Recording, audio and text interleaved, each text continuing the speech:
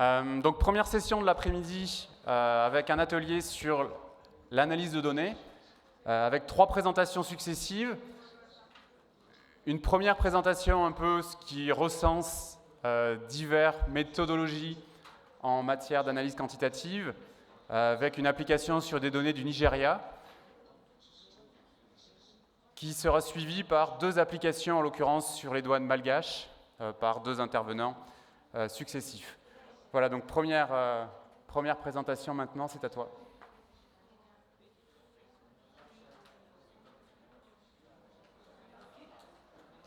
Thank you, Christopher, and good afternoon, ladies and gentlemen. I'm Mu Zhi from Tsinghua University in China, and it's a great pleasure to standing here represent our data science group, which is led by Professor Mia Chao. She just gave us the keynote speak, and following his introduction, I want to introduce our work, which titled as Machine Learning Approaches for Customs Fraud Detection. We started this project about 2 months ago, so today I want to share some ideas or some frameworks that are still in progress, or and also some results we have already get. So if you have any suggestions or questions or anything, you're welcome to talk with us, and because we are from computer science backgrounds, so we know very few about customs, so please feel free to contact us. So the background, I think you are more familiar than us, is it's very common seen that the undervaluation of export and imports exists, so that people may get rid of paying more taxes, paying taxes legally, and there is we also informed that there are a kind of overvaluate of imports, because in this case some capitals can disguise as legal goods, but actually is a kind of illegal capital flow. And likely there are something like the overvaluation, there are some emerging risks of customs fraud. So we need, in the early years, these detections are usually based on auditors' experience, so that people manually check which declaration might be suspected, and they perhaps check it more specifically and find some are illicit and some are not. And furtherly, as the trade volume grows, and we cannot simply manually check all these declarations, so we use some rule-based systems, and further we apply some tools, some statistic tools in the trade data. For example, we filtered some unit price. If the unit price are abnormally higher, then we consider it as an illicit declaration. And for such work, we are mentioned that there are some systems, for example, the HS6 code system are constructed, and also with some international collaborate, we can, for example, for the import declaration, we can find where the goods come from and connect to the export country, and aggregating these data, and we can find some declarations are illicit. However, there are some disadvantages of the previous approaches. For example, auditing is a slow progress and takes a lot of manual work.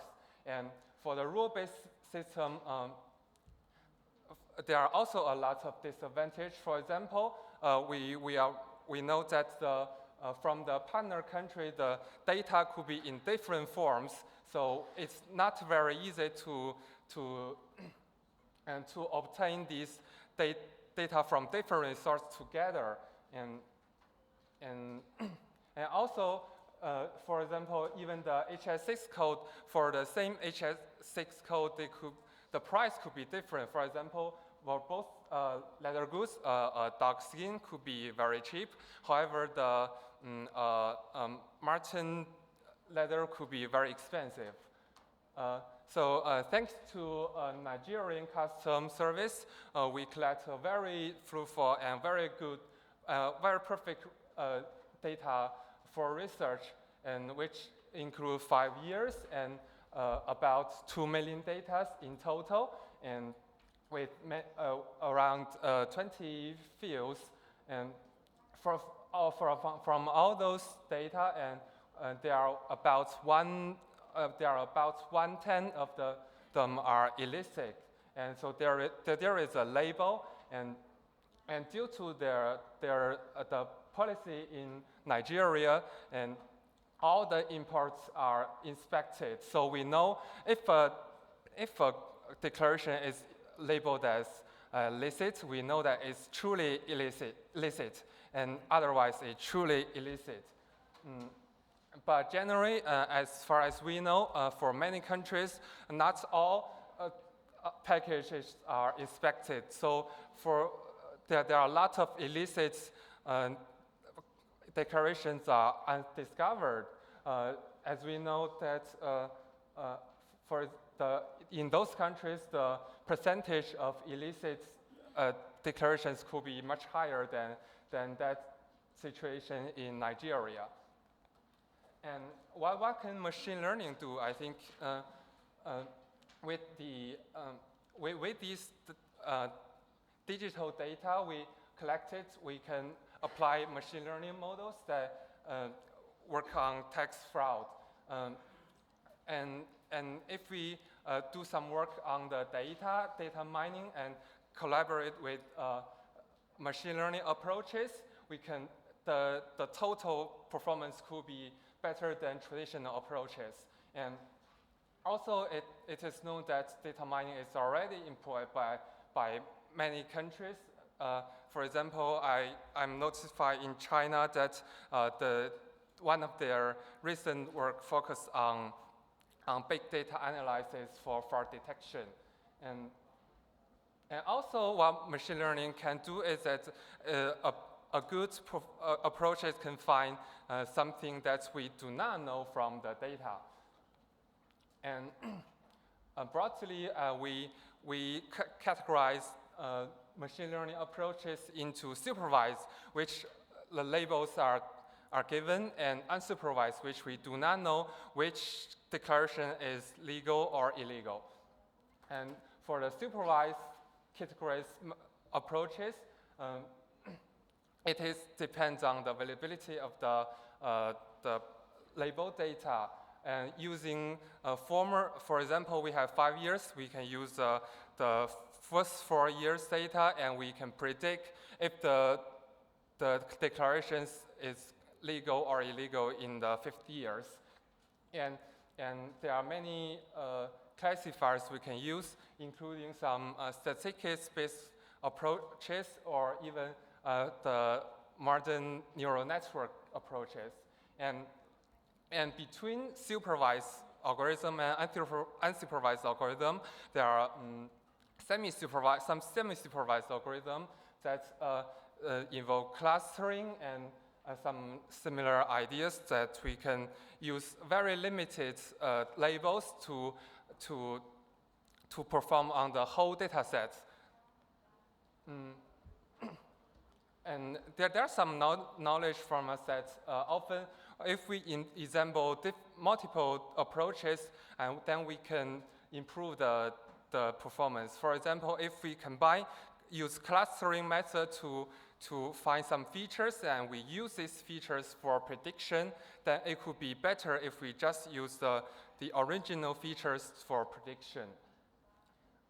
And actually, there are a lot of researches on unsupervised method, but until now, the unsupervised method the performance could be much lower than supervised data because there are very few information are revealed from the original data structure. So since in our cases, in many situations, availability of label data is low, so we had to develop on the semi-supervised or unsupervised method, although currently we are having a totally labeled data set. So next I'll introduce some way for using unsupervised or semi-supervised data, so first of all, I want to introduce a clustering method, which the clustering method is based on a given well-defined distance, and from distance, there are many different kinds of approaches, and from this, it can automatically detect which group of the data is similar. For example, if the illicit declarations are similar, then we can discover some groups are illicit and some groups are not. And traditional approaches just rely on the notion of the distance. And so, for example, for the traditional hierarchical clustering method, they just use a very Euclidean distance, but it's very limited because the structure of the data could be very complicated. And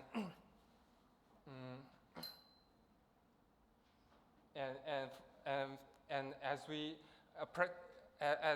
what we have known in practice and traditional approaches like K-means, what I mentioned, hierarchical clustering might not perform well because data, as I said, data could be somewhere the data could be density, and licit and illicit data are mixed together.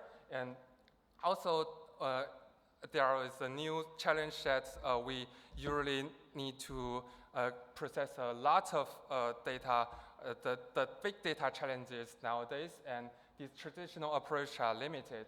And moreover, and since the custom data is imbalanced in many cases, and so the data is mixture, and so based on the formal structure, we cannot capture the cluster structure very well.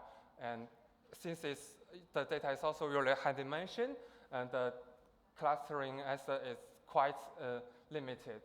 And what we want to do is that the autoencoder is one of the state-of-the-art dimension reduction approaches, which use deep learning perhaps to find the lower dimension representation of the original data. For example, if we have a declaration for about 100 features, then using this, we can reduce the dimension into, for example, 10 features. Okay. Okay, so what we want to do is, so using this autoencoder, we can also, except for the dimension reduction, since we have lower dimension of data set, we can apply clustering and to find better structure, and also we can just using this embedded representation as an input feature of the classification. And also, if we have lower dimension, it will be easier to do the visualization, that we can directly visualize it and find the experiment knowledge from the result. And what we're going to do is that we combine the autoencoder with the clustering method so that the clustering will be more efficient, and then we can get better results for the fraud detection. And this is our structure. We'll just exit because the time is so tight. And so there is another usage of autoencoder that is a anomaly detection, that if we use the normal data to put in as the input of the encoder, and we train the encoder, and then if we put an anomaly data, and the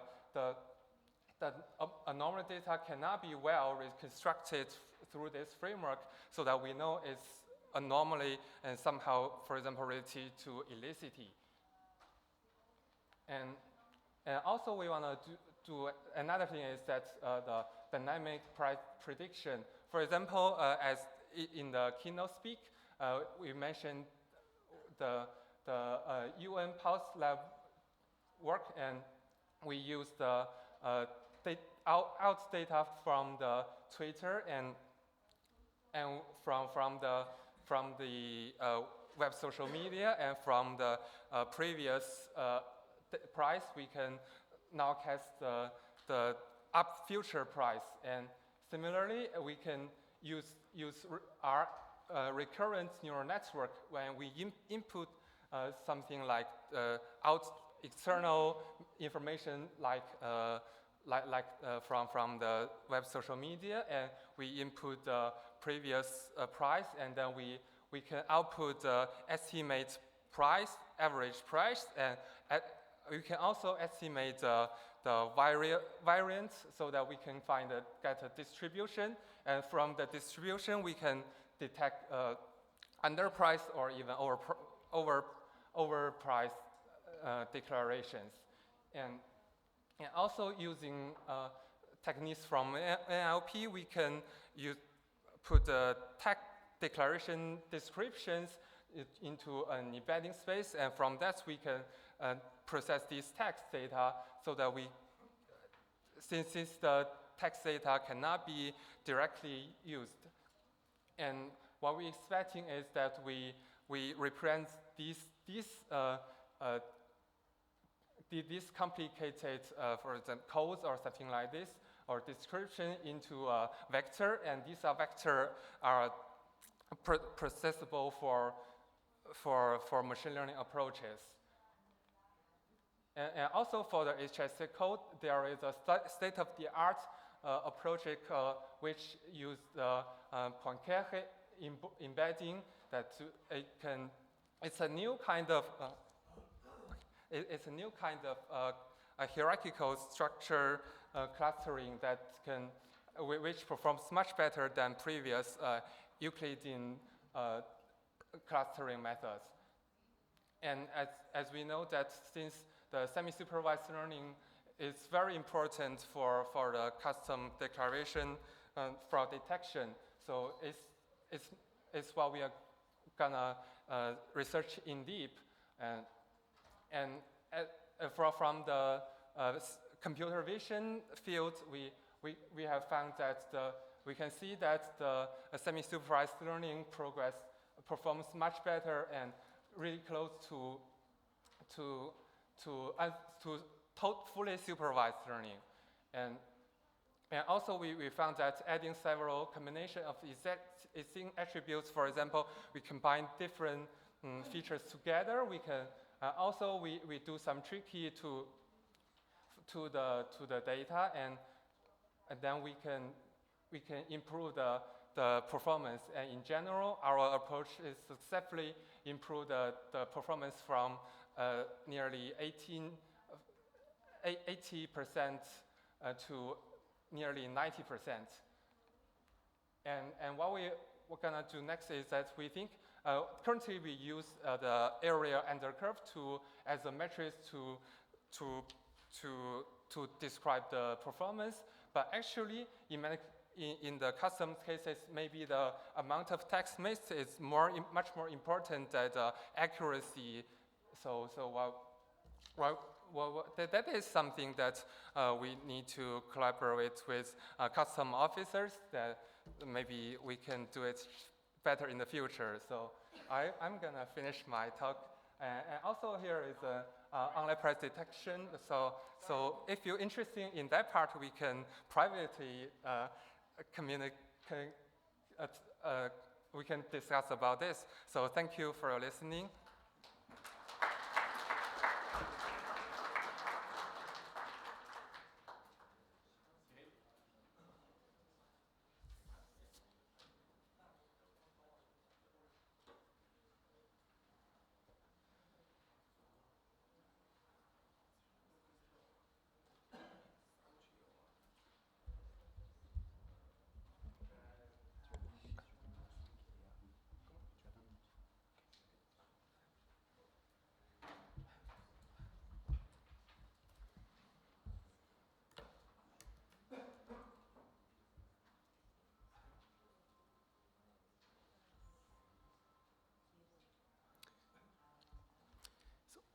Good morning, everyone. So I will make the presentation in French. So maybe you can use your...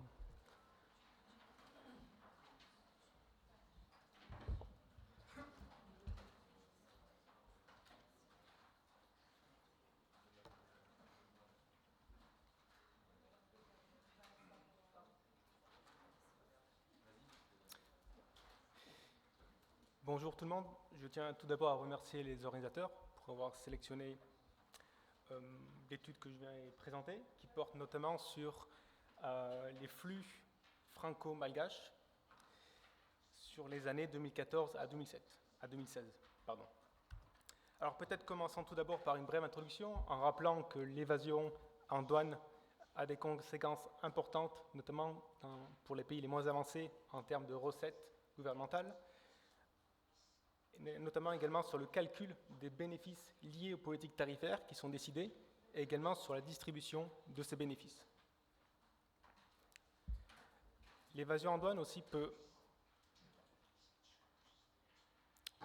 rendre plus difficile l'effectivité des politiques industrielles, et enfin, elle crée des opportunités pour la corruption.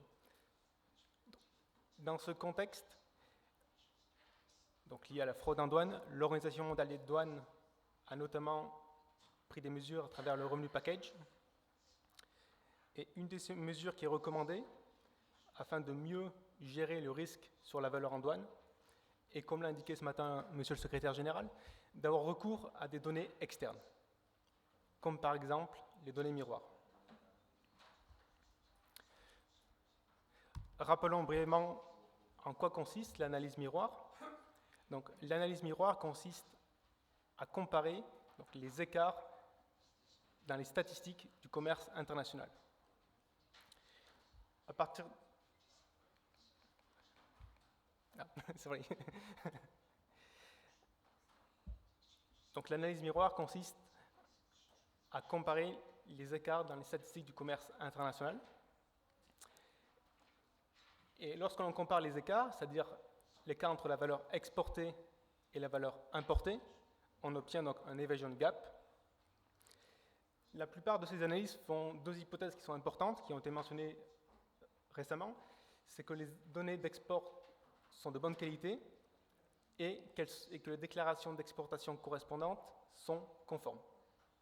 L'idée étant qu'à l'exportation, il y a moins d'incitation au sous-report comparé à l'importation, puisqu'il y a peu ou pas de taxes qui sont imposées. Mais d'autres problèmes peuvent également surgir.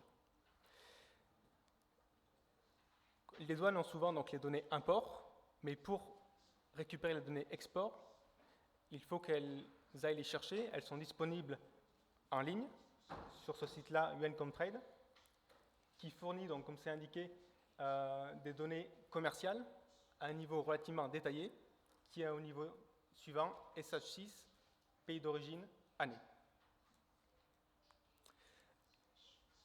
Pour faire bref, la littérature met en évidence que donc, ces evasion gap, la sous-évaluation en douane, augmente avec la protection tarifaire et les mesures non tarifaires. Qu'elle est aussi dépendante des caractéristiques du produit intrinsèque, à savoir est-ce que son prix est connu ou pas, et des pays et des caractéristiques du pays.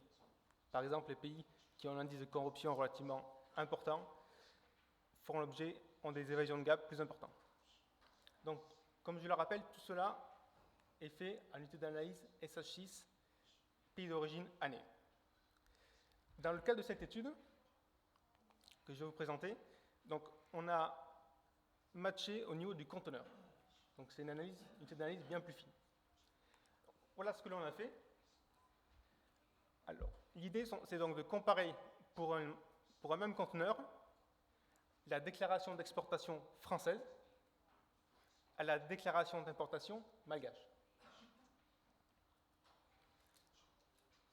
Environ, ce qui sépare les deux déclarations, on va dire, c'est 30 jours, la durée du transport maritime. Également, ce qui est important à prendre en compte, c'est que les marchandises peuvent partir d'Europe et non de France, notamment via le port de Rotterdam et d'Anvers. Donc c'est important de prendre en compte cela dans l'analyse, parce qu'on ne veut pas se restreindre seulement aux marchandises provenant de France, puisqu'elles peuvent provenir de Rotterdam par exemple. Quelle est la principale valeur ajoutée de ce matching? Il y en a 4, il me semble. La première, c'est d'identifier de manière plus précise les transactions frauduleuses ou les importateurs qui fraudent, alors que dans la littérature, on parle plutôt de produits à risque, au niveau SH6. Également, on aboutit avec des mesures de la sous-évaluation améliorée, puisqu'il y a moins de bruit. En effet, notamment, comme on a eu des données aussi sur les coûts de transport, on est en mesure d'exprimer la valeur à l'import FOB, Free on Board, et comme la valeur à l'export est traditionnellement exprimée FOB, on a donc le même Incoterm, ce qui facilite les comparaisons. Également, on a des mesures plus précises de la sous-évaluation, puisque l'on compare uniquement les conteneurs, les cargaisons qui sont matchés, pour lesquels on a une déclaration en France et à Madagascar. Ce qui veut dire que tout ce qui n'est pas matché ne fait pas partie de notre échantillon à l'heure actuelle. Ensuite, cela nous permet aussi, grâce à la richesse des données, d'avoir de nouveaux gaps, de nouveaux écarts. Le premier, donc l'evasion gap, c'est plus des gaps de valeur, mais on peut aussi s'intéresser aux différences dans les nombres d'articles listés et également avoir une définition plus précise des pertes en douane. Enfin, cela peut aussi aider à monitorer, à surveiller le travail quotidien des douanes. Donc là, je parle principalement de l'importation à l'heure actuelle. Quelles sont les principales caractéristiques des déclarations que l'on a trouvées sous-évaluées pour la période 2014-2016, donc sous-évaluées à Madagascar? Ce sont sans surprise donc, des déclarations fortement taxées, pour lesquelles l'incitation à sous-évaluer est la plus importante. Et également, on a mis en évidence certains opérateurs, que l'on appelle certains fraudeurs superstars, je reviendrai dessus, et également les importateurs pour lesquels il n'y a pas d'identifiant fiscal dans la base, semblent sous-évaluer davantage.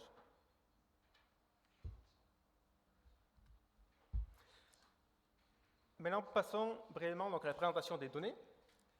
Rappelons brièvement donc, quelles données a-t-on besoin pour faire un matching au niveau conteneur? Bon, la première qui fait sens, c'est l'identifiant du conteneur. La seconde, parce que en fait, c'est comme les numéros d'avion, etc. Un conteneur peut faire plusieurs fois le trajet entre la France et Madagascar sur une même période. Donc, il peut y avoir des récurrences. C'est pour cela que l'on a besoin aussi de la date de départ du conteneur en France et la date d'arrivée à Madagascar, pour être sûr que l'on a seulement un voyage pour un conteneur donné et non plusieurs voyages, puisque l'on va être le plus fin possible. Également, il nous faut des informations sur le pays de destination, prendre seulement les exportations françaises à destination de Madagascar, et le pays de provenance, que ce soit la France ou les voisins. Et également, voilà, le port de départ, parce que ça peut être un port non français, comme par exemple Anvers et Rotterdam. Donc, on a obtenu ces données-là, de la part des autorités douanières françaises et malgaches, et on a obtenu aussi également des variables supplémentaires, comme des informations sur la valeur, le poids, la classification, donc sur les coûts de transport, sur les circuits de dédouanement utilisés, sur les noms des importateurs et des exportateurs, etc. Bon, comme il a été mentionné dans la présentation précédente, c'est difficile d'obtenir les deux types de données. On a réussi à les obtenir par des voies formelles, mais afin de protéger les sources, on est sujet à des clauses de confidentialité assez restreintes, assez fortes, ce qui fait également aujourd'hui, je vais présenter seulement des résultats agrégés et des intuitions. Voilà, donc au final, on a abouti à quoi? On a obtenu 2 sets de bases de données au niveau déclaration-article qui couvrent les flux de cargaison franco-malgache sur la période 2014-2016. Intéressons donc nous maintenant au résultat du matching. On a abouti avec une base de données au niveau conteneur jour où l'on a 10 000 conteneurs matchés, soit un quart du total des valeurs exportées françaises, conteneurisées ou non. Ce taux de matching représente 50% des conteneurs arrivés à Madagascar, enregistrés par Madagascar, sont matchés. Ce taux de matching varie en fonction des régimes sollicités à l'importation et d'autres considérations que je peux développer plus tard.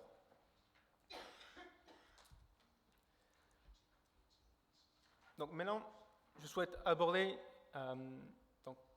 qu'est-ce qu'on peut faire à partir de ce matching-là, notamment tout ce qui est écart. Bon, comme suggéré préalablement, on constate que les conteneurs n'ont pas la même valeur en France et à Madagascar. Donc pour vous donner une image des différences, il me semble que ce graphique est reflète particulièrement qu'est-ce qui peut arriver entre les déclarations françaises et malgaches, à savoir que là, ici, on a décomposé la valeur à l'export en 3 parties. La première partie, c'est la valeur initialement déclarée à l'importateur, par l'importateur à la douane malgache. C'est la partie verte. La partie orange, c'est tout ce qui a été ajusté par la douane lors du processus de dédouanement. Et la partie bleue, donc c'est l'écart final qui reste après dédouanement. Donc là, c'est en euros. Qu'est-ce que l'on constate? Donc bon, heureusement que la plus grosse partie est déclarée correctement. Il y a l'ajustement qui prend tous les contrôles. Donc c'est pour ça aussi il y a des effets d'échelle. C'est plus fait parce que aussi sur les circuits verts, etc., il n'y a pas d'ajustement. Et on constate que l'écart final qui reste, il a tendance à diminuer au fil du temps.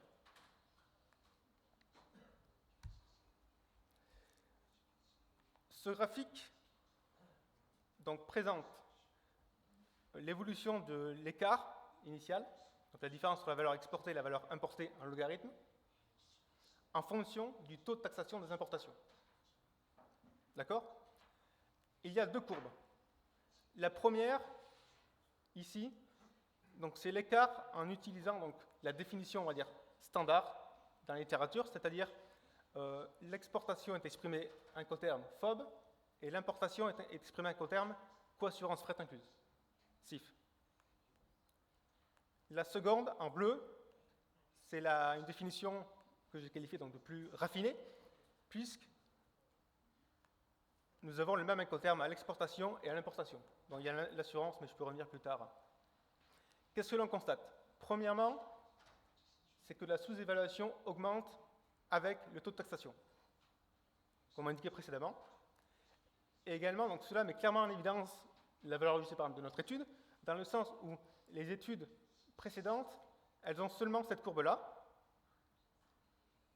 qui donc sous-évalue le gap par rapport à cette définition-là de l'écart où on utilise le même incoterm, qui est plus proche de la réalité. Donc, ce qui veut dire que les études actuelles, bon, cela confirme, c'était dans les hypothèses, qu'elles sous-estiment la sous-évaluation. Qu'elles sous-estiment la sous-évaluation. Ensuite, ce graphique-là, c'est toujours la même idée, donc c'est l'évolution du gap en fonction du taux de taxation des importations. 2 courbes, la courbe avant les contrôles en douane, à l'importation, et la courbe après les contrôles en douane. On voit que jusqu'ici, jusqu'à 30%, les 2 courbes se mélangent. Et ensuite, on constate que le gap après contrôle en douane est plus faible qu'avant contrôle en douane. Ce qui montre que la douane agit particulièrement sur ces déclarations qui sont très taxées. Donc, elles se focalisent davantage sur les déclarations très taxées et qui sont donc les plus sous-évaluées. Mais au final, comme on n'est pas au niveau de 0, on est au-dessus, on constate qu'il reste encore de la sous-évaluation. Donc, cela peut donner du travail pour l'audit a posteriori. Ensuite, j'ai indiqué tout à l'heure que également cela pouvait être utile pour monitorer les actions des inspecteurs vérificateurs. Là, je vais seulement considérer les déclarations qui sont initialement envoyées vers le circuit de contrôle physique, le circuit rouge. Il y a deux options, puisque les inspecteurs ont le choix de faire un downgrade, c'est-à-dire de passer de circuit rouge à circuit jaune. Donc ça, c'était le choix à l'époque. Donc on constate que les déclarations qui restent en circuit rouge sont plus sous-évaluées que celles qui sont downgradées en circuit jaune. Donc ce qui fait sens, ce qui tend à justifier, du moins, à comprendre les sous-évaluations, les downgrades. D'accord? Ce qui reste en rouge est plus sous-évalué que ce qui va en jaune. On peut aussi faire le même type de graphique pour les déclarations qui sont initialement orientées vers le circuit de contrôle documentaire, le circuit jaune. Deux choix. Le premier, c'est que les déclarations circuit jaune restent en circuit jaune. Ou la seconde possibilité, dans le cas où l'inspecteur est en doute, c'est qu'elle passe en circuit rouge de contrôle physique, qu'elle soit upgradée. Que constate-t-on? C'est que les déclarations upgradées sont initialement plus sous-évaluées, ce qui fait sens de les passer en circuit rouge pour vérifier la valeur, non pas la valeur, plutôt la cargaison. Et on constate que l'efficacité du contrôle est bien plus importante, puisque les ajustements sont plus forts lorsqu'on passe sur le circuit rouge. Mais il y a plus de sous-évaluation initiale et finale. Voilà quelques exemples. Aussi, je voulais brièvement aussi parler donc d'un élément qui sera abordé plus en détail lors de la présentation prochaine. Donc, du coup, à Madagascar, les déclarations les plus risquées sont sujettes à un avis sur la valeur, qui est émis par une entité tierce. Là, ici, on a l'ensemble des déclarations, celles qui ne sont pas soumises à un avis sur la valeur, celles qui sont soumises à un avis sur la valeur.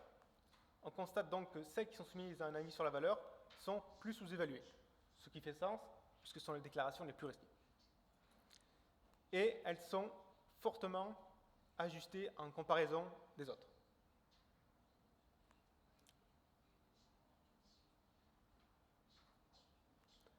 Mais la sous-évaluation reste importante quand même à la fin, plus importante que pour les autres.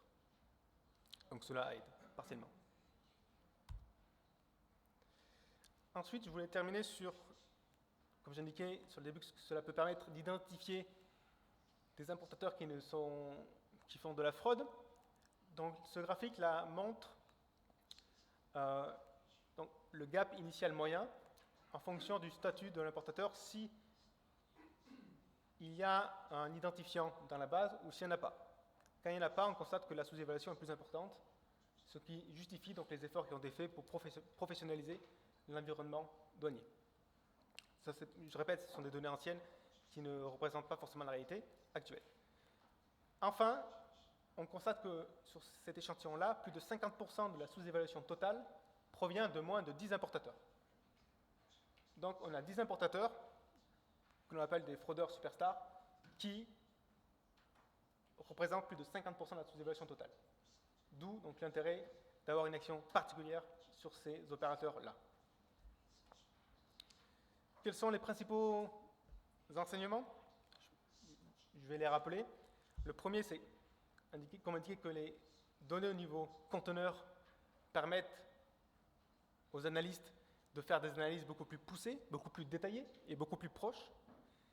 Et également, l'accès à des données sur les coûts de transport au niveau de la transaction permet également de définir des écarts plus purs, dans le sens où il n'y a pas les différences liées aux coûts de transport.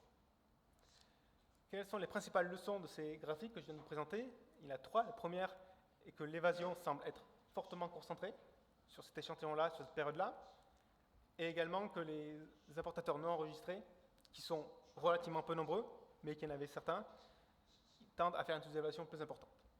Et également que les déclarations les plus taxées sont celles qui sont les plus sous-évaluées. En termes de prochaines étapes, l'idée c'est aussi de s'intéresser aux autres techniques de fraude, comme le sous-report de quantité, comme la mauvaise classification, ou le smuggling, la contrebande, en utilisant ici tout ce qui est relatif à l'échantillon qui n'est pas matché. Et enfin, on va aussi travailler sur la mise en évidence de relations causales et des variables, et donc cela, on va utiliser l'outil économétrique à cette fin. Voilà, j'ai terminé, je vous remercie de votre attention.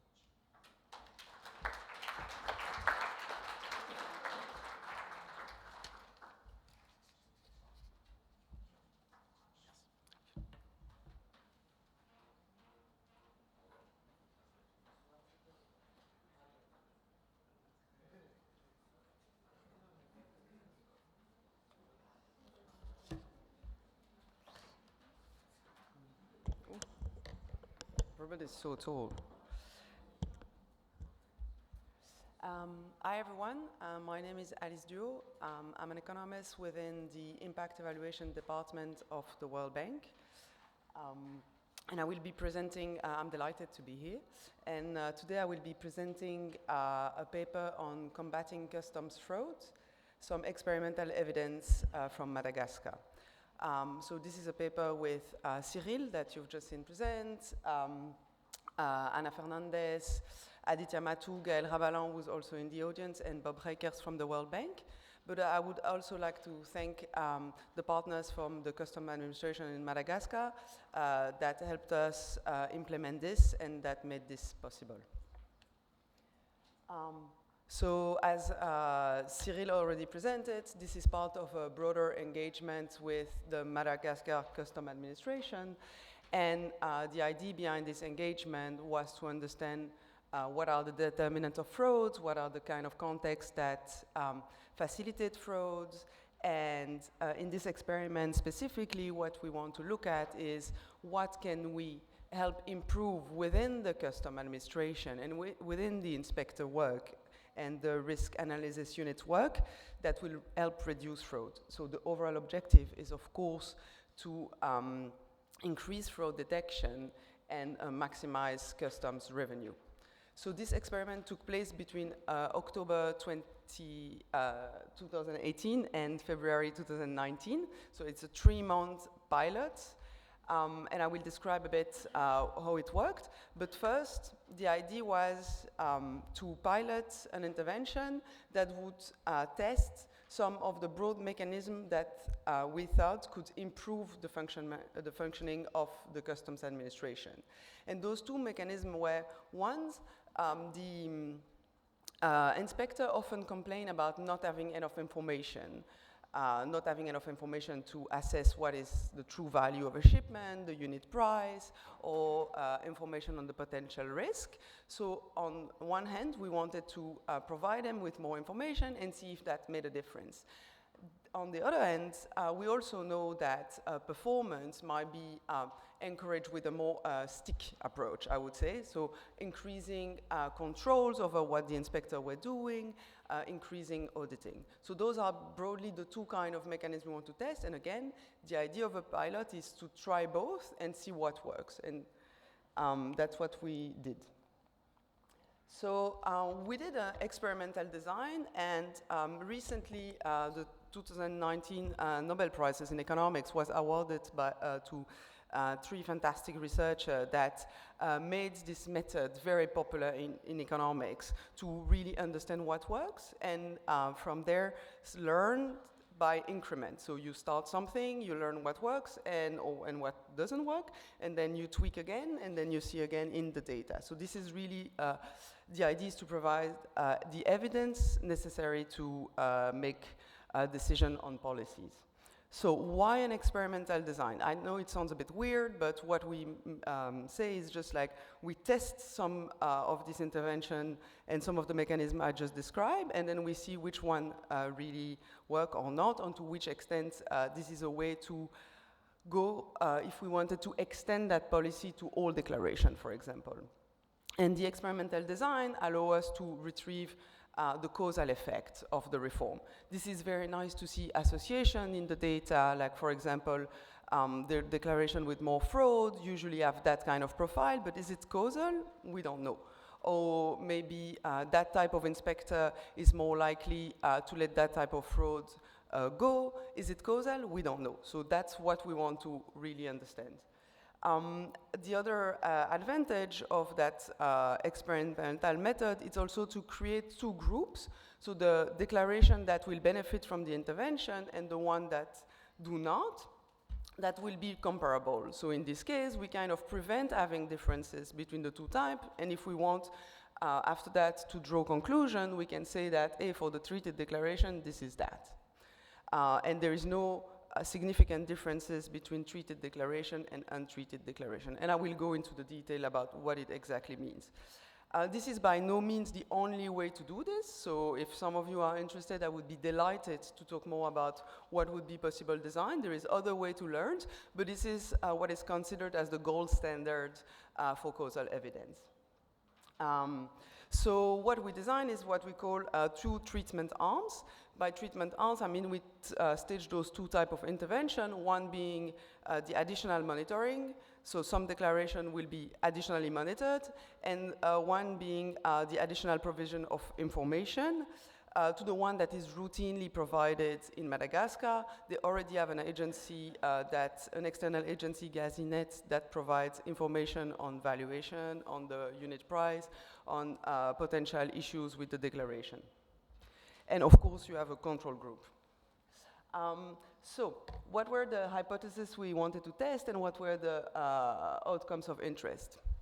So we had as an idea that the detailed comment will clearly lower fraud. And by that, I mean the percentage of reported fraudulent declarations. So in the data, what we see is like, oh, this declaration has been reported as fraudulent by the customs authorities. Under and over valuation, again, compared to a reference price, and that I will explain a bit later on, but it's always the same idea. Look at under and over valuation, and some discrepancy in weight.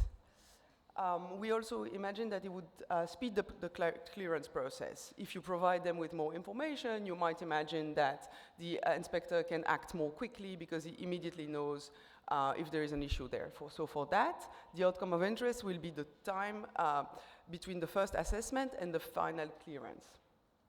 And lastly, we imagine that it would improve prioritization. Again, if there is more information and more incentive to provide efforts, then we might imagine that the inspector would know better which declaration to upgrade from yellow to red channel, which declaration to downgrade from red to yellow channel, which declaration to scan, what kind of action to take. So what is a randomization? So the idea of an experiment is like you draw some of the declaration at random, you treat them, you put the intervention on them and not on the others, and then you compare. That's kind of sounds easy. The randomization, we had 100 declarations selected at random per week, and by that I mean among high risk and the ones subjected to the valuation routinely provided. And by that, I mean the mechanism was really simple, if some of you are interested, is the idea that, for example, every declaration from high risk or already subjected to valuation advice, arriving at 10:04 in the morning will be having a comment. This is kind of random because there is no way of knowing exactly when you will introduce the declaration, and this mechanism is unknown from the agent and the importers. Okay, for the monitoring, what we told the inspector, that they were all told that they will be under monitoring and that the pilot will take place. And then we divided the inspector in groups in order to allocate the possibility of the audits to a bit everybody. And among that, we selected 25 high-risk declarations each week to be subject to extra scrutiny. So, in terms of the data, and I want to insist on this because this is really something doable with everything that all of customs administration have. This is not like super sophisticated way of getting data. You just have to put everything together. So the declaration level data, it's from the ACICUDA data set.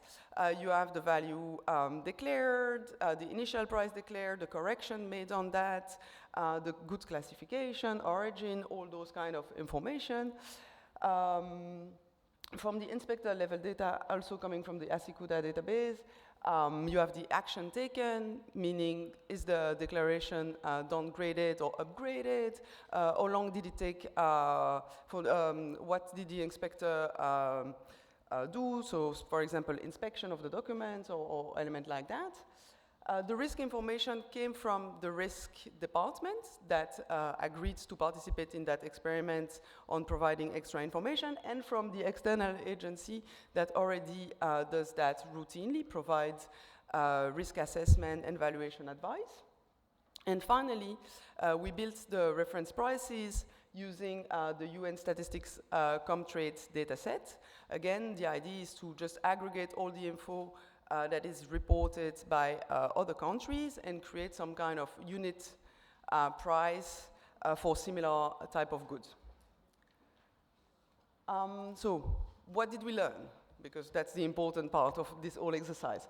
First, we saw that during that time, the comments got more precise. So in red or in orange, depending on your perception of colors, is the before period, before we intervened. And after that, this is the after period. So what we see is the proportion of comments that reference a currency increased. Again, we spoke earlier of textual analysis. This is just that. We had an algorithm looking for all the mention of a currency in the data, in the advice provided, and we created those graphs based on that. So you see that the proportion of comments that reference weight and quantity also increase. This is and the length of the comments also increased. This is the last graph, the green part after. So we see comments that just like get longer, more precise, have a more currency and the weight or quantity references. So, but we might ask, is that enough? You might just have like a random mention of currencies and information that's not very relevant, because that's the idea. It's like, are those comments first? Very relevant. What we see is it is actually. So this is this graph represents the number of characters on the taxation rate. And so what you see in orange and the dotted line is the before line, and the red one, or the continuous line, is the after one. What we see is after, the comments got longer, but they got partly longer when the tax rate was higher, which is good, because basically the more risky the declaration, the longer the comments. So we see that the comments get also more useful.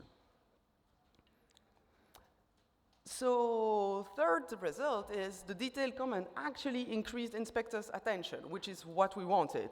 What you see here is the upgrades and downgrades relative to the first clearance channel recommendation. So what we would expect is if inspector actually receive a useful comment, they will act on it. What we see is the declaration with extra comments were 8% more likely to be upgraded and 1% less likely to be downgraded, which is, again, comments are doing the job and inspectors are acting on it.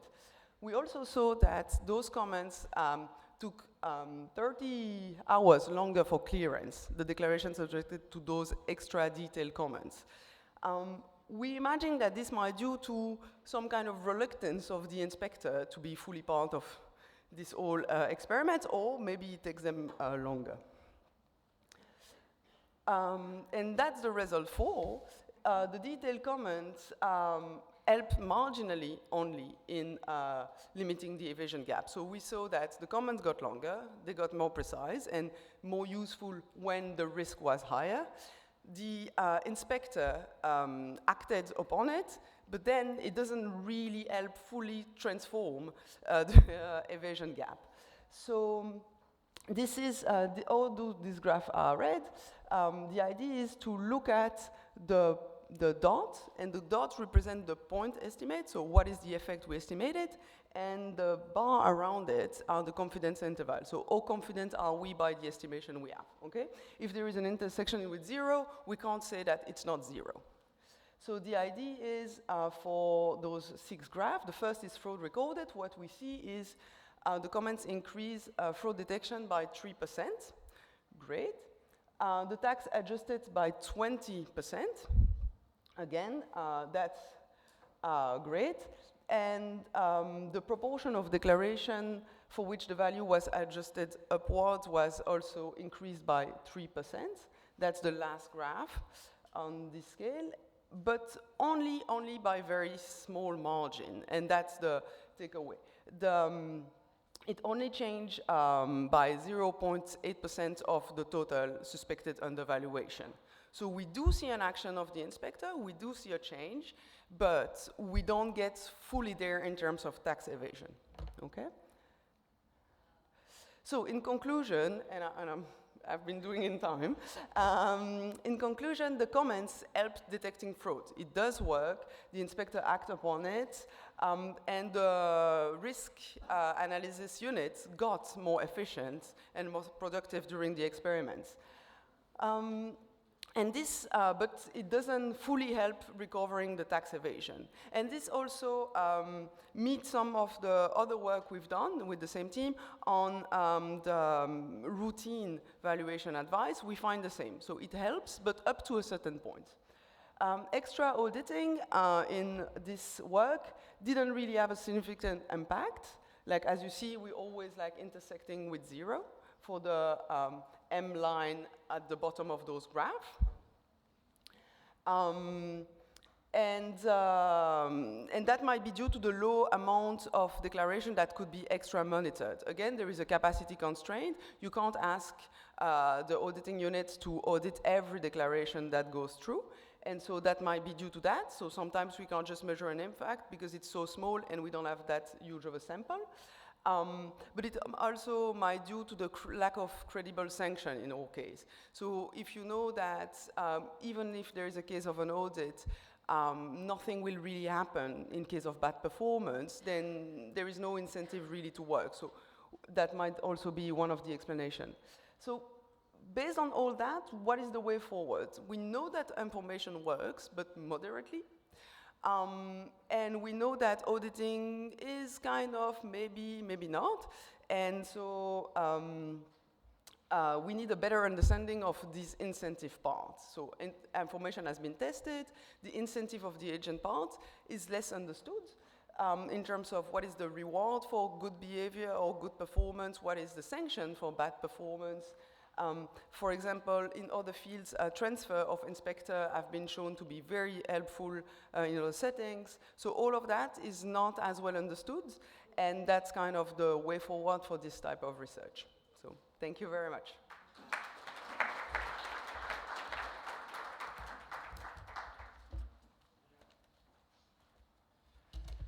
Merci beaucoup.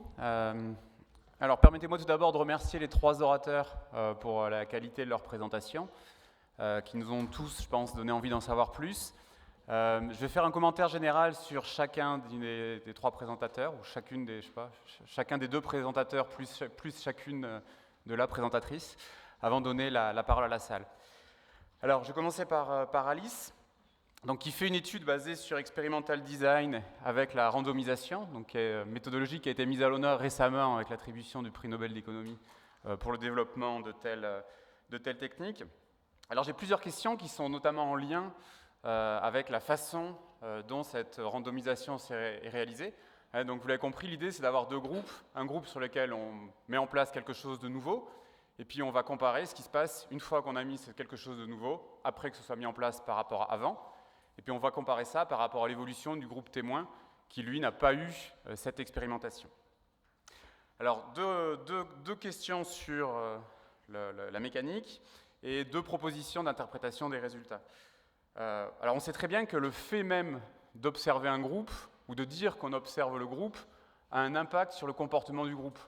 On observe même ça au niveau de l'atome en physique quantique.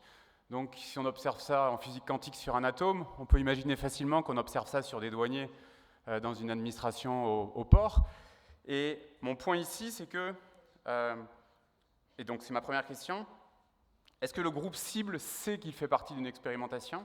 Donc ce que j'ai compris, c'est que ceux qui font l'objet du monitoring, on leur dit attention, il y a une étude, mais ceux qui font cette expérimentation d'avoir un renseignement supplémentaire, est-ce qu'ils le savent qu'ils font l'objet d'une étude supplémentaire, ou est-ce qu'on leur donne juste une information supplémentaire et on voit, compte tenu du fait qu'ils aient une information supplémentaire, est-ce qu'il y a un retour plus important sur ce qu'ils vont faire en matière de détection, etc. Et quant au groupe témoin, est-ce qu'il ne pourrait pas y avoir un groupe témoin qui recevrait également des infos, mais qui recevrait des infos inutiles? Puisque l'idée, c'est de mettre un groupe sous pression, et puis d'avoir deux choses où on va comparer comme ça. Parce que ma crainte, c'est qu'en réalité, la difficulté sur ce type d'expérimentation sur des gens, pas sur des souris en laboratoire, mais ici, en l'occurrence, un corps douanier, c'est que les gens se parlent. Et donc, s'il y a une partie qui sait qu'elle va être sous pression parce que, attention, on va regarder ce que vous allez faire parce qu'on vous donne plus d'informations, c'est l'ensemble des contrôleurs qui risquent d'ajuster leur comportement. Et donc, s'ils ont plus de célérité dans leur contrôle, finalement, on risque de ne pas avoir de résultats à la fin, parce que finalement, ce n'est pas qu'il y a un effet placebo, mais c'est qu'on vous met sous pression, donc tout le monde améliore un petit peu sa capacité de travail. Alors, deuxième question sur le résultat. Le résultat qui est proposé ici à la fin, c'est que finalement, il n'y a pas tellement de résultats. Il y a un certain nombre de fraudes qui ont été détectées en supplément. Et là, j'ai une question, je ne sais pas comment est structurée la douane malgache, et notamment quant à l'informatisation du contentieux. Parce que ça pose la question de c'est quoi la fraude? Si la fraude, c'est qu'il y a eu une contre-écriture, en l'absence d'informatisation du contentieux, la contre-écriture, c'est une modification sur quelque chose qui est lié à la déclaration, ça ne génère pas des droits additionnels, ce n'est pas forcément une infraction caractérisée. Et c'est souvent ce qu'on utilise pour caractériser la fraude, là où on n'a pas d'informatisation du contentieux. Donc c'est une question que je me posais et qui rendrait cohérent le fait que il y a 3 ou 4% de situations dans lesquelles on a détecté une infraction supplémentaire, à voir ce qui définit infraction, mais pour autant il n'y a pas de redressement parce qu'on n'est pas sur ces éléments tangibles. Donc voilà pour la première, la dernière en l'occurrence, des présentations.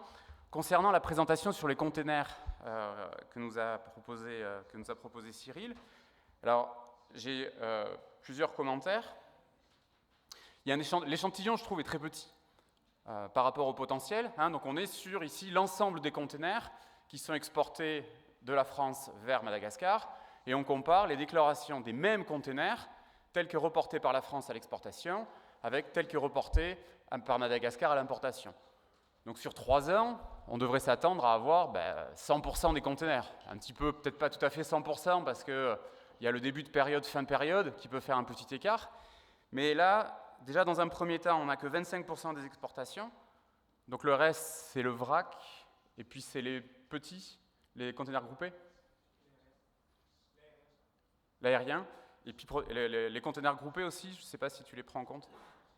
Bon, alors bon, ça fait 25%, mais encore une fois, ces 25%, il y en a 50% qui ne matchent pas. Alors ça, pour moi, c'est ce qui est indiqué sur le slide. Tu réexpliqueras après. Alors, très bien, tant mieux si tu réexpliqueras après. De ce que j'ai compris, c'est qu'il y en a 50% qui ne matchent pas, mais si c'est pas ça, tant mieux. Si c'est ça, c'est le résultat de l'étude, à la limite. Parce que s'il y a un container sur 2 qui est déclaré d'un côté, mais qui n'est pas de l'autre, moi, si j'étais aux douanes malgaches, je voudrais savoir ce container qui a été déclaré, exporté par la France, mais qui n'arrive pas à Madagascar, ou à l'inverse, qui est déclaré arrivant à Madagascar, mais qui n'est pas déclaré côté français. J'aimerais un peu savoir ce qui se passe et j'aimerais un petit peu comprendre. Également, je me suis posé la question en lisant l'étude, si finalement cette étude, elle ne sert pas également à nous fournir une évaluation de l'efficacité des scanners. Vous savez, il y a souvent des débats ou des discussions sur l'efficacité du scanner en fonction de son positionnement dans l'enceinte portuaire. Le scanner, très souvent, dans les pays en développement ou dans les programmes de réforme des douanes, sont placés de telle sorte à plus ou moins remplacer le contrôle physique. Donc, ils sont, une fois que la déclaration a été enregistrée, lors du processus de dédouanement. Donc ici, on est assez loin de la sortie du bateau, À savoir que dans les douanes modernes, le scanner est à la sortie du bateau, on est là pour des problèmes de sécurité, où on va regarder dès que le conteneur sort du bateau, le contenu, s'il y a de la drogue, s'il y a des armes, et non pas pour des objectifs de détection de fraude commerciale, tels que la fraude sur la valeur, tels que je soupçonne que le scanner est utilisé à Madagascar. Donc de fait ici, je me demande si ton dernier graphique, où on voit la petite partie, je ne sais plus les couleurs, on voit la partie redressement effectif sur la partie redressement potentiel. D'une certaine manière, c'est une mesure de l'efficacité du scanner dans la détection de fraude commerciale à l'entrée du port à Tamatave, basée sur cet échantillon de conteneurs qui arrivent de France. Puisqu'on a la valeur initiale, on a le redressement qui est effectivement réalisé, et puis on a le redressement potentiel, si on fait l'hypothèse que les données miroirs fournissent ici une mesure effective de l'évasion fiscale. Puis j'avais d'autres questions, mais on ne peut pas tout dire, il n'y a pas le temps. Un troisième point concernant la présentation faite par Muji initialement. Alors, je regrette juste que vous ayez passé plus de temps à faire un recensement des méthodes potentielles et pas suffisamment peut-être de temps du coup resté pour présenter dans le détail vos résultats. Mais j'ai quand même une ou deux questions. Si j'ai bien compris, vous avez 2 millions d'observations au Nigeria. Vous avez utilisé classiquement une année pour calibrer votre modèle et puis une année pour tester votre modèle. Alors mon premier doute, qui est plus qu'un doute concernant vos hypothèses de départ, c'est que l'ensemble des déclarations du Nigeria sont inspectées physiquement. Je vous crois sur parole que l'ensemble des déclarations du Nigeria sont envoyées en circuit rouge. Ça, je le crois sans problème. Mais faire l'hypothèse que toutes les déclarations envoyées en circuit rouge font l'objet d'un contrôle physique, bon, ben ça existe nulle part. De fait, le problème que ça implique pour la suite de vos estimations, c'est que vous avez des 1 et des 0. Les 1, c'est si une déclaration a été contrôlée et non conforme. Le 0, ben, c'est soit que la déclaration a été contrôlée et est conforme, soit n'a pas été contrôlée. Donc vous vous retrouvez avec une grosse masse, une grosse base de données, avec beaucoup de zéros, et quelques 1, 10% environ, avez-vous dit. Mais du coup, dans ce contexte, je ne suis pas très impressionné par les 85% de bonnes prédictions que vous avez déterminées. Pourquoi? Parce que vous êtes noyé par les zéros. Donc si vous avez une base de données, vous avez 90% de zéros. Si je prédis que 0, je vais avoir 90% de bonnes prédictions. Donc ici, il y a quelque chose, à mon avis, où il y aurait intérêt à nettoyer les zéros pour réussir à filtrer ce qui a été effectivement contrôlé physiquement de ce qui ne l'a pas été. Ce qui m'intéresserait du coup dans ce contexte davantage, mais peut-être que vous l'avez fait mais vous n'avez pas pu le présenter, c'est de savoir quel est le taux de bonne prédiction concernant les non-conformités exclusivement. Et puis par ailleurs, quel serait le taux de bonne prédiction que vous auriez si on était dans une situation où on n'a plus 100% de déclarations qui sont orientées en circuit rouge, mais 30, 25, 20, 15%. Puisque c'est ça qui nous intéresse, et de fait en pondérant par l'incidence de l'infraction, puisqu'une infraction sur $1 million, ce n'est pas la même chose qu'une infraction sur $10 000, ou 1000, ou 100, ou 10. Et enfin, je voulais savoir s'il y avait des projets d'expérimentation quelque part, mais je crois que vous y avez répondu également à la fin de votre présentation. Voilà, donc c'était un petit peu les trois commentaires généraux que je voulais faire sur les 3 présentations. Je remercie les auteurs encore une fois pour leur présentation. On peut prendre quelques questions dans la salle, auxquelles les auteurs répondront à tour de rôle. Voilà. Merci.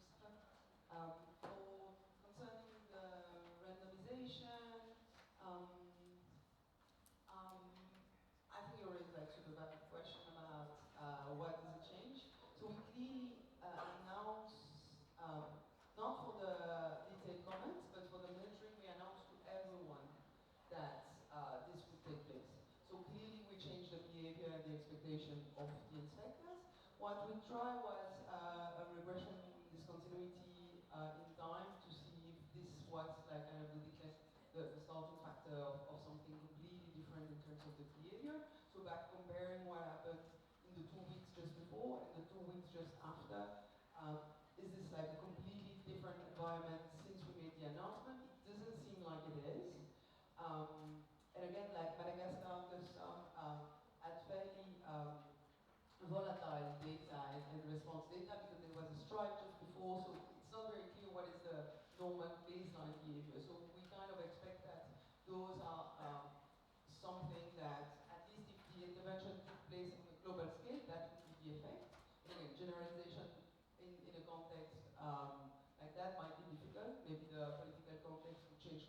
the incentive, and that we cannot do, and that might be why the monitoring didn't work.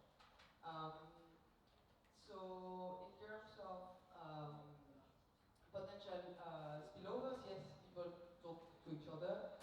This might be an issue more for monitoring. For comments, we're fairly very confident about those results because there is little way of influencing that. So as I said, the declaration was selected as they arrived among a group, and it's not as sensitive that we say like, oh, I received that comment on this type of goods. When if an inspector tell his teammate like, oh, I'm going to get audited on this declaration, there might be some kind of spillover, but not really a comment, and that's where we see the effect.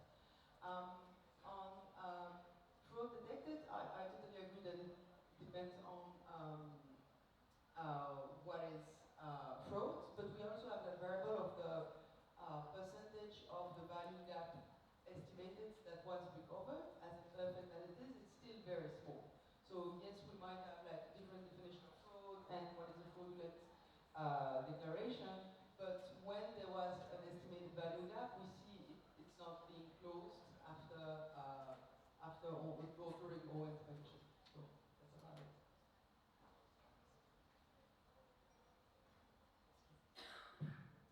En ce qui concerne le second point lié à contentieux, donc, la douane, le CAES nous a fourni, c'est pas informatisé, mais c'est bien renseigné sur les fichiers Excel global sur l'ingénieur avec une personne en charge de cela, de l'enregistrement des contentieux. On a seulement pris les contentieux qui ont donné lieu à des ajustements de taxes positifs, strictement positifs. Donc, tous les autres contentieux qui n'ont pas eu pour incidence d'augmenter les droits et taxes payés n'ont pas été présentés. Ce qui me semble essence. Ensuite, en ce qui concerne l'étude sur les compteurs, pourquoi l'échantillon est petit? Alors en fait, c'est 25% de la valeur sur l'échantillon total qui a été matché. Comme il y a 50% des compteurs, c'est-à-dire que c'est pas 50%, c'est 25%, c'est 25% de la valeur de la valeur exportée qui a été matchée. Ensuite, donc, il y a tout ce qui est relatif, donc, une part qui est liée au transport aérien, où ce sont des produits qui coûtent plus cher, donc des valeurs plus importantes. Et également, donc, c'est au niveau du matching conteneur, on a passé beaucoup de temps, donc on a encore un taux de matching relativement faible, on va essayer de voir comment on peut l'améliorer. Et déjà, on a constaté plusieurs facteurs qui réduisent le taux. Le premier, c'est lié au fait qu'on a seulement considéré les numéros de conteneurs qui suivent une classification internationale, ISO 6346. Ce qui ne suit pas, c'est où il y a une erreur, ce qu'on doit matcher. Donc il faut que des deux côtés, ce soit la bonne classification qui soit suivie, et surtout que ces informations-là ne sont pas forcément obligatoires, et en plus, elles sont enregistrées manuellement. Et ce sont les inspecteurs, les douanes ne vérifient pas forcément ça, et cela remonte depuis ces quelques années. Également, on n'a pas inclus à l'heure actuelle dans les cas où un conteneur est lié à plusieurs déclarations. C'est le cas du dégroupage. À l'heure actuelle, on ne l'a pas inclus parce que c'est difficile ensuite après de mettre en parallèle les taux de contrôle, etc. Et également identifier un interpréteur particulier. Par exemple, juste un petit chiffre, du côté français, on avait 2% des conteneurs qui ont été éliminés à cause de problèmes dans l'écriture des notes. Le troisième, c'était sur l'évaluation de l'efficacité du conteneur. Je ne sens pas remonter d'informations sur les comptes. Non, le scanner. Non, c'est pour ça qu'on n'a pas encore figé cette variable. Ah, ok. Je croyais que vous vouliez dire. Non. Merci.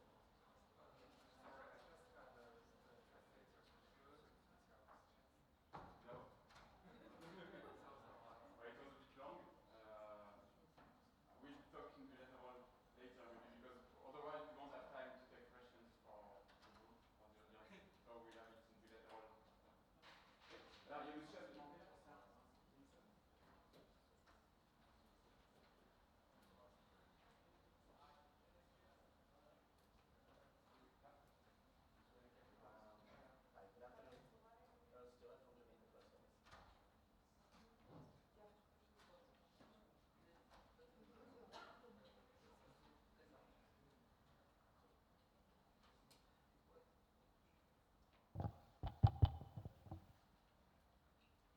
Yes, Earl Stewart from Jamaica Customs. Good afternoon. My question is to, it's Alice. Right, the study you presented on cause and effect. The methodology I find was a bit solid with the exception of one thing. Why wasn't the study covertly done? Why were officers informed that they were going to be monitored, extra monitoring? Because to me, that in itself would give you the expected result of an increase in fraud detection and so nullifies the study. So why not covert methodology instead of what you guys did?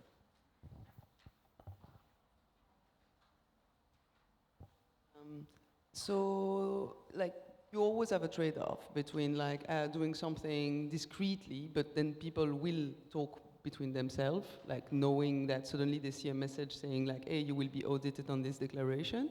Because if they don't know it, then the sanction is too far away for them to integrate these new constraints. So you have to tell them that they will be more audited, but then they will talk between themselves anyway. And second, you have kind of ethics constraint. You can't just like decide to do stuff on people without them knowing or all going to strike. And so in this case, it doesn't force. So I agree that it changes the incentive, but at the same time, knowing that they will be audited we might expect them to be more productive on everything, and we don't see that. So that's the issue. Good afternoon. I have some observation and question for the last speaker. It seems that you have taken some data from the Madagascar SI system. But if they have the SI system, then why you have compared the data to the UN contract? Because SI system itself gathers the value valuation database. So is it corrupt because of long-term practice of undervaluation? And again, do they have a reference value system apart from the SI database? Thank you.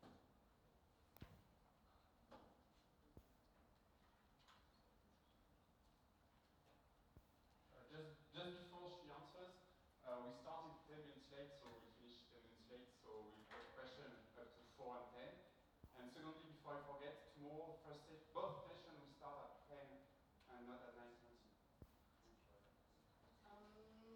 And I will also loop in my co-author on this, Cyril, who knows the Asicuda dataset way more than I do. So the idea of using Comtrade data was for the declaration for which we didn't have valuation references, and also to prevent that issue of having always like undervaluation, for example, and then we would see that. So this is kind of an external reference price that was created. We also test that with internal prices, with internal reference prices created exactly as you described. I don't think it changes the result. I don't have it on the top of my mind, but I don't think it changes that much.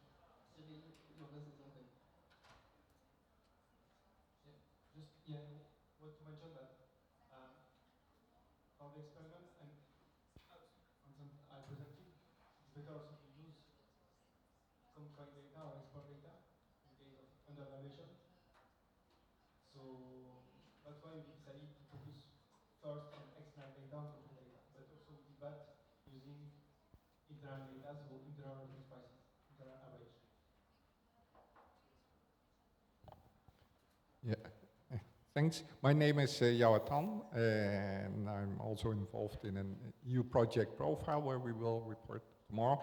It's related, I had a question related to that to Mr. Guan, the first speaker. It was a very interesting presentation. You showed many machine learning techniques, and actually we applied similar kind of things on data sets in Belgium and the Netherlands, and it turned out that the declaration data is so inaccurate that you cannot rely on it for machine learning. So you get all kinds of what's called spurious relations. And our finding basically was that if you really want to do good data analytics on custom declaration, you have to cross-validate it with other data sources. So in our case, for instance, we are taking into account now invoicing or actual price data. And I think that as a recommendation, so in your case, what was very interesting, what you did on unit price estimates based on Twitter. So the message basically is, whenever you do machine learning on custom declarations, don't rely on the data sets that are in customs administrations only, but make sure that you have additional trade data. Either get it from social media or get it from the traders themselves, like where we did, and also there was some piloting going on with e-commerce, for instance. If on the average declaration, it only says toys, and then it's a drone of 1,200 euros. So that kind of things, it goes undetected, so false negative. But if you know the actual price information from Alibaba as additional data, that really makes sense. So if you can comment on that, because you did also some research on unit price, what you got from Twitter.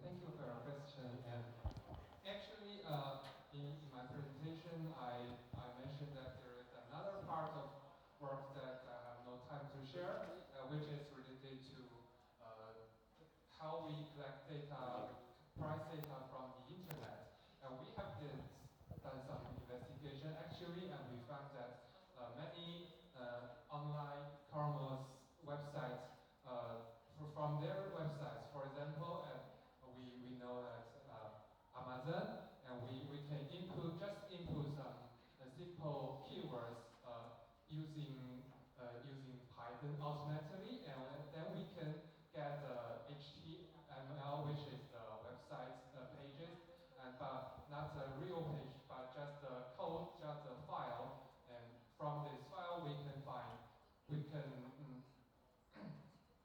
target on the price text, and we can crowd the price information from this HTML file. And so that's what we are going to do. That we believe that will fulfill our price data set, and that is one method. And another method is that we haven't done enough experiments, but we think maybe we can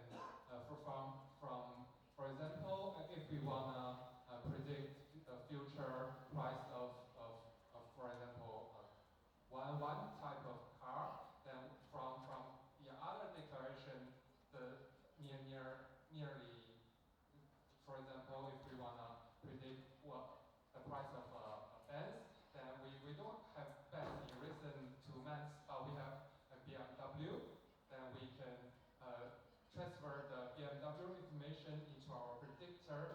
That could be another way for price estimation. I think that's our plan.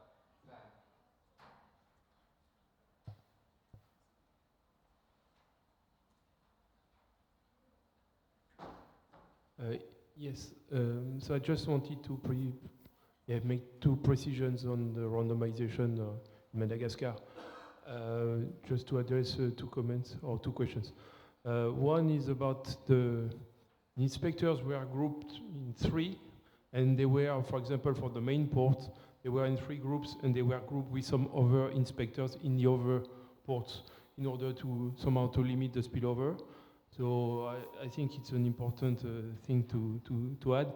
The second thing is that in terms of the monitoring of the inspectors, there was a campaign at the beginning explaining to the different ports that there would be this experiment. So there was also every week there was a message for the inspectors in some groups that were all over the territory about saying that there will be some monitoring, implicit monitoring, and then there were some declarations that were extracted from this pool of monitored, implicitly monitored declarations. So there was a knowledge, but actually the ones that it was showed in terms of the results were really the explicit ones that were really targeted to some inspectors. We maybe still have time for 2 questions, let's say.